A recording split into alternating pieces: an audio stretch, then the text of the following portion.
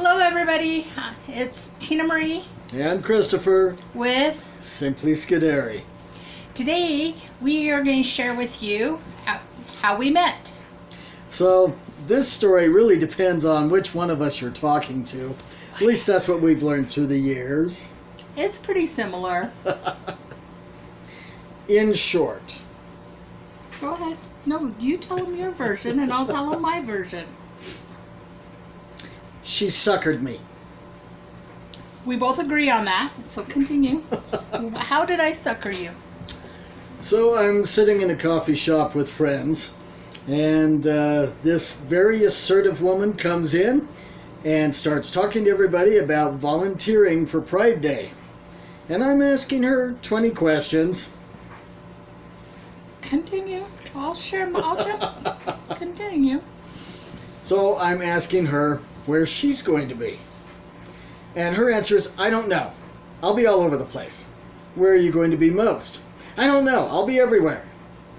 Okay. Where do you think you might be spending most of your time? I will be everywhere. Just pick a box. Because you had to check mark a box of where you wanted to be volunteering your time. I finally picked a box.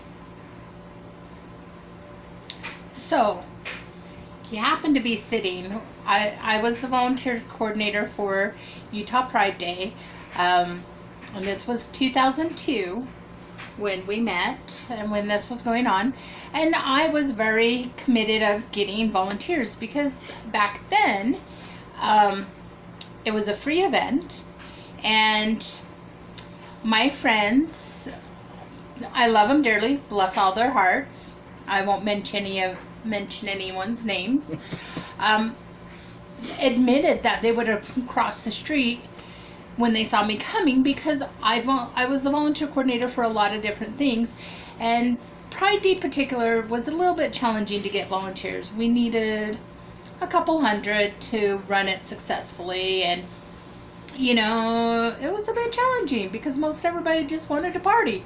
So I will go in. He's sitting there with someone who was on my subcommittee, and I asked, had you talked to them about Pride Day?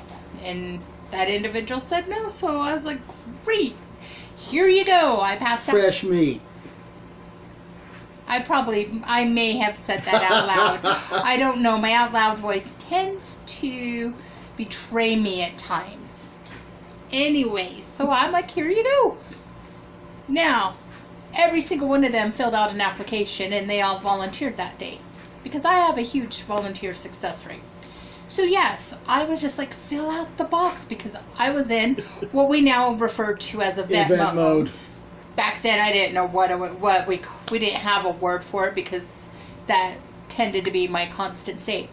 And my best friend at the time, Shane, was with me, and he's laughing, watching this entire thing play out and laughing because he's going, oh, clueless. And of course, yeah, I thought, oh, here's a cute guy. However, I also was just like, you know what? You need to volunteer. I need people to volunteer. And so I wasn't in the mode of, ooh, you're cute, I want to flirt. I need volunteers. Because this was in April, and Pride Day was the first June, or first Sunday, or first week of June. So I needed volunteers, you know, so that's where I was focusing. Now mind you, walking on the way out, I looked to my friend and I looked to Shane and I said, wait a minute, he was flirting with me, wasn't he? And Shane goes, ya think? And I'm like, oh. So then it was well, crap, what do I do? Because he was actually flirting with me and I missed it. Now, I had his contact information. I could have just contacted him and used that information, though I felt that was unethical. So then I just hung out at the coffee shop until I saw him again to get his number, to chat with him, to have it be ethical, because I just think that's wrong to use your position to get dates. So anyway, everyone's always asked, how did you meet? And that's pretty much, that's how we've met. That is the here you go version of how we met. at a coffee shop, and yes, I suckered them into volunteering, which, was wonderful. Now,